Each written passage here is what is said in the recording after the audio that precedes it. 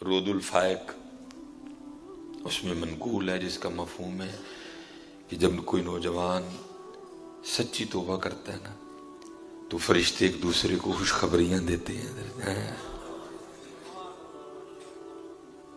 جب کوئی نوجوان گناہوں کا راستہ چھوڑ کے سچی توبہ کرتا ہے تو فرشتے ایک دوسرے کو خوشخبریاں دیتے ہیں۔ جو دیگر فرشتے ہیں وہ پوچھتے ہیں بھائی کیوں خوشخبریاں دے رہے ہو ایک دوسرے کو؟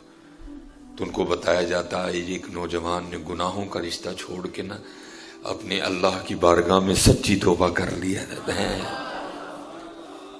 پھر ایک اعلان کرنے والا اعلان کرتا ہے اس نوجوان کے توبہ کے استقبال میں ساری جنتوں کو سجا دو۔ تینوں روٹی دی فکر پہ گئی، تینوں روٹی دی فکر پہ گئی، یہ فکر کر میاں تیرا اللہ تجھ سے راضی نہیں ہے۔ اپنے اللہ کو منا، روٹی کی فکر پڑ گئی تجھے، اپنے اللہ کو راضی کر۔ تیرا مقصد صرف روٹی کمانا نہیں ہے، تیری تخلیق کا مقصد بہت بڑا ہے۔ تو وہی ہے جس کے لیے 4 قسمیں کھائیں اس نے، والتین والزیتون وطور سینین وہذا البلد الامین لقد خلقنا الانسان فی احسن تقویم۔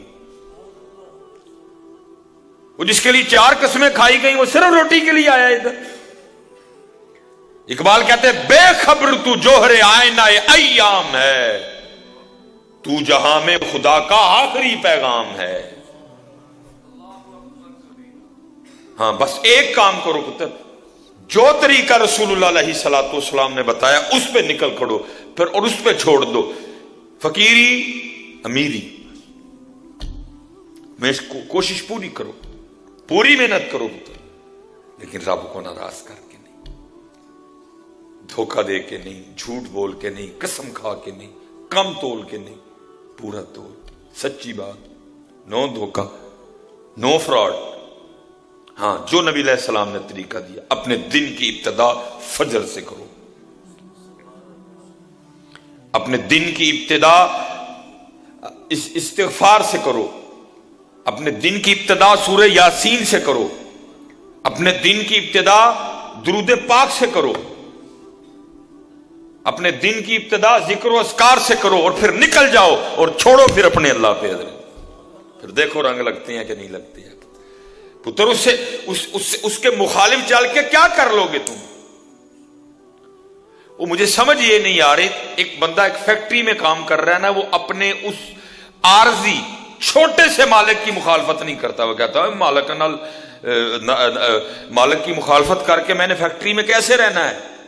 بھائی اتنی تجھے سینس ہے کہ اس چھوٹے سے مالک کی مخالفت کر کے تو فیکٹری میں نہیں رہ سکتا، اور تیری مت ماری گئی ہے تو اللہ اور اللہ کے رسول سے مخالفت کر کے یہاں کیسے سکھی رہ لے گا؟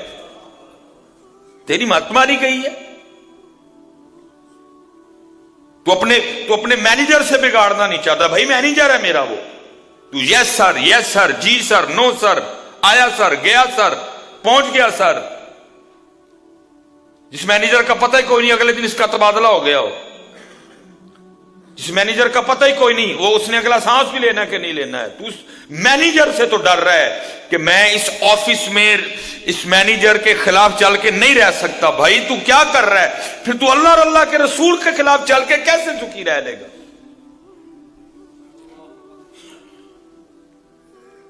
پتر ممبر رسول پہ بیٹھا ہوں، اللہ کی قسم ہے اندر تے جو ہے سو ہے، صرف باہر ہی کیتا ہے نا سونا۔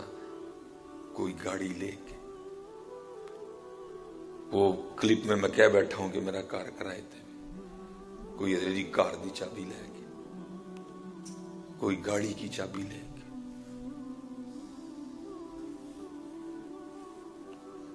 تو ایک مینیجر سے مخالفت نہیں ڈالنا چاہتا کہ مینیجر کی مخالفت کر کے میں دفتر میں سکھی نہیں رہوں گا، اور تو اللہ اور اللہ کے رسول کی مخالفت کر رہا ہے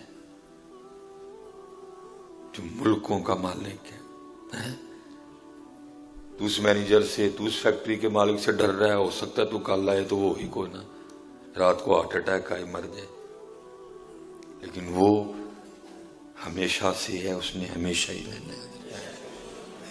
وہ حی ہے، وہ قیوم ہے، وہ دائم ہے، وہ قدیم ہے، وہ بے نیاز ہے، وہ 70 ماہوں سے بڑھ کے پیار کرتا ہے۔ یہ تفسیر نعیمی مفتی احمد یار خان نعیمی رحمۃ اللہ تعالی علیہ، اپنے اس میں لکھا ہے 2 بھائی تھے، ایک نیکوکار ایک گنہگار۔ وہ جو نیکوکار تھا نا، اس نے اپنے دوسرے بھائی کو ہمیشہ کہنا ہو یہ چھوڑ دے، یہ گناہوں کا راستہ چھوڑ دے یہ گناہوں کا راستہ، یہ راستہ ٹھیک نہیں ہے۔ لیکن وہ اسی راستے پر ایک دن موت آ گئی۔ جب وہ جان کنی کے عالم میں تھا نا، نزا کی کیفیت تاری تھی، وہ بھائی آ گیا، اس نے کہا میں تجھے کہتا رہا ہوں اپنے اللہ کو منا لے، تو نے ساری عمر ضائع کر دی، اور دیکھ تو اب اتنے زیادہ گناہ لے کے اللہ کی بارگاہ میں جا رہے ہیں۔ تو بھائی آگے سے اس کو کہتا ہے اے میرے بھائی، تو ٹھیک کہتا رہا، میں نے غلط کیا، لیکن ایک بات بتا، اگر بروز قیامت اللہ میرے فیصلے کا حق میری ماں کو دے دے تو یہ بتا میری ماں مجھے جنت میں بھیجے گی کہ جہنم میں؟ تو بھائی کہنے لگا ظاہر ہے ماں ہے، وہ تو تجھے جنت میں بھیجے گی۔ وہ رو پڑا اور کہنے لگا اگر وہ ماں مجھے جنت میں بھیجے گی تو وہ میری ماں سے بھی زیادہ مجھ سے محبت کرتا ہے۔ یہ کہہ کے اس نے جان دے دی۔ وہ مفتی صاحب لکھتے ہیں خواب میں اپنے بھائی کو دیکھا تو بڑی اچھی حالت میں، اس نے کہا کیا بنی؟ اس نے کہا بس جاتے ہوئے جو میں نے جملہ کہا تھا نا کہ اگر بروز قیامت میرا اللہ میرے فیصلے کا حق میری ماں کو دے دے تو کیا فیصلہ کرے گی، جنت یا جہنم؟ تو تم نے کہا تھا ظاہر ہے ماں ہے جنت، تو میں نے آگے سے کہا تھا پھر میرا اللہ میری ماں سے بھی بڑھ کر مجھ پر مہربان ہے، بس میرے اسی جملے کی وجہ سے میرے اللہ نے مجھے معاف کر دیا۔ کریم لیکن پتر ہاتھ جوڑ کے ایدو تو دلیری نہ لئیو ہے کہ جو کریم ہے تو میں چک کے رکھا سارا کچھ جی پتر جو کریم ہے تو جی پکڑ سخت بھی بڑی جمی ہے، وہ دی پکڑ اس بات پہ دلیر نہ ہو جانا۔ یہ بات میں نے صرف اس لیے سنائی ہے تاکہ دلوں کو ٹھنڈک پڑے، لیکن اس بات پہ دلیر نہ ہو جانا کہ کریم ہے تو میں چک کے رکھا سارا کچھ نہ پتہ۔ کچھ گناہ تو ایسے ہیں جن کے بارے میں لکھا ہے ان کی نحوست کی وجہ سے آخری وقت